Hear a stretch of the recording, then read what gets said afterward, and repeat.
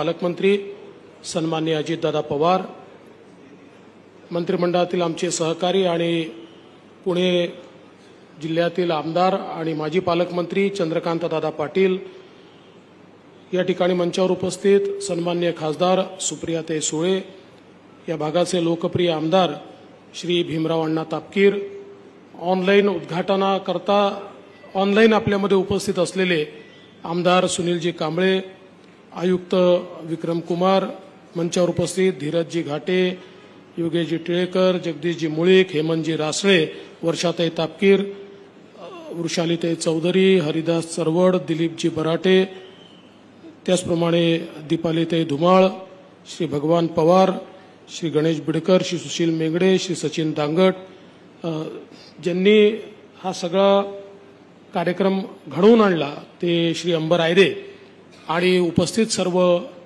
भगिनी आणि बंधूंनो, आज अतिशय आनंदाची गोष्ट आहे की या भागामध्ये एका अतिशय चांगल्या मल्टी स्पेशालिटी हॉस्पिटलचं उद्घाटन होत आहे, भूमिपूजन होत आहे.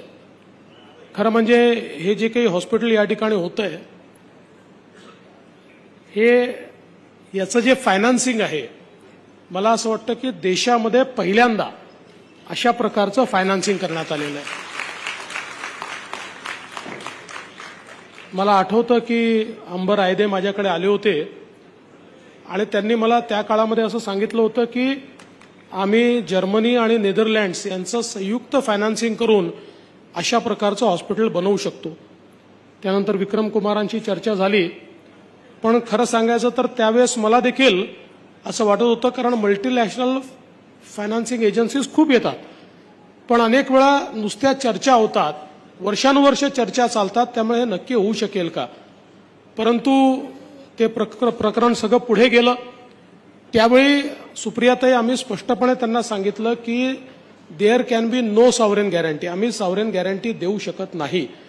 आणि त्यामुळे हा पहिला प्रकल्प असा आहे की मल्टीलॅटरल फायनान्सिंग आहे, पण त्याच्यामध्ये सॉव्हरेन गॅरंटी एका पैशाची देखील देण्यात आलेली नाही.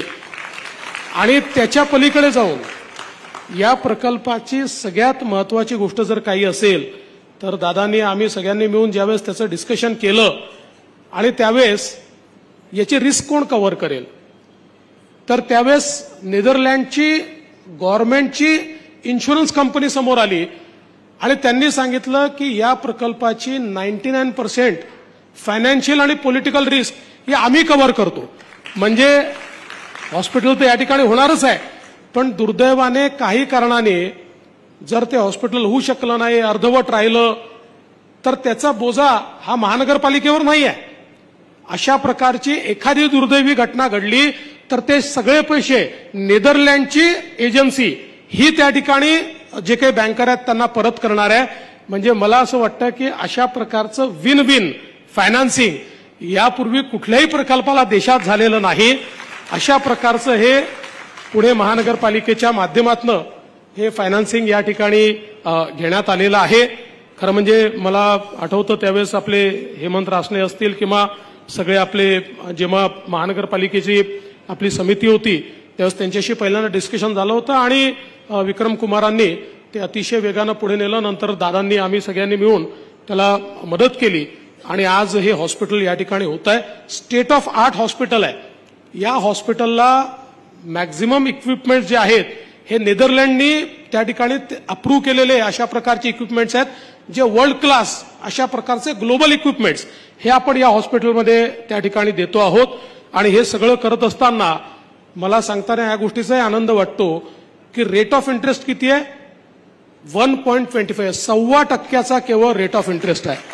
म्हणजे ज्यावेळी अशा प्रकारच्या प्रकल्पांना आपल्या देशामध्ये 11 आणि 12% रेट ऑफ इंटरेस्टनी पैसा घ्यावा लागतो, कारण रेट ऑफ इंटरेस्ट वाढला तर अर्थातच त्याचा बोजा हा कन्झ्युमरवर पडतो, त्यामुळे त्यांना जास्त पैसे द्यावे लागतात. केवळ 1.25% रेट ऑफ इंटरेस्ट अशा प्रकारे हे या ठिकाणी लोन मिळालेलं आहे.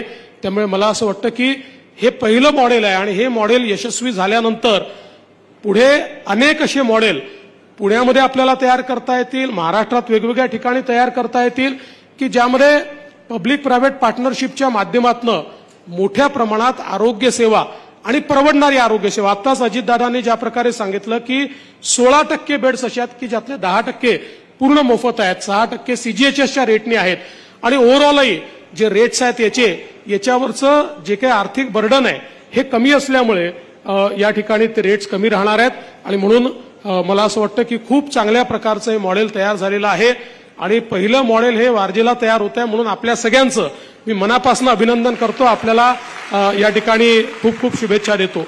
आमच्या भीमराव अण्णांनी या ठिकाणी अनेक गोष्टी सांगितलेल्या आहेत पण त्यांनी एक मागणी केली आहे पोलीस ठाण्याची. भीमराव अण्णा, मी तुम्हाला आजच आश्वस्त करतो की तात्काळ ती जागा विक्रमकुमारजी द्या आम्हाला, तुम्ही त्याच्यावर रिझर्वेशन आहे त्यामुळे ते तुम्ही हँडओव्हर करा. मी प्रायोरिटी लिस्टमध्ये टाकून त्या ठिकाणी आधुनिक अशा प्रकारचं चांगल्यात चांगलं पोलीस स्टेशन हे तयार करण्याच्या संदर्भातले आदेश त्या ठिकाणी देतो आणि निश्चितपणे एक चांगलं पोलीस स्टेशन या भागामध्ये आपण करूया. मला असं वाटतं की दादांनी सगळ्या गोष्टी आपल्यासमोर सांगितलेल्या आहेत. आज आनंदाचा दिवस हा देखील आहे की आपल्याला माननीय प्रधानमंत्री महोदयांच्या हस्ते आपल्या विमानतळाचं उद्घाटन आज या ठिकाणी करायचं आहे, विस्तारित विमानतळाचं उद्घाटन करायचं आहे.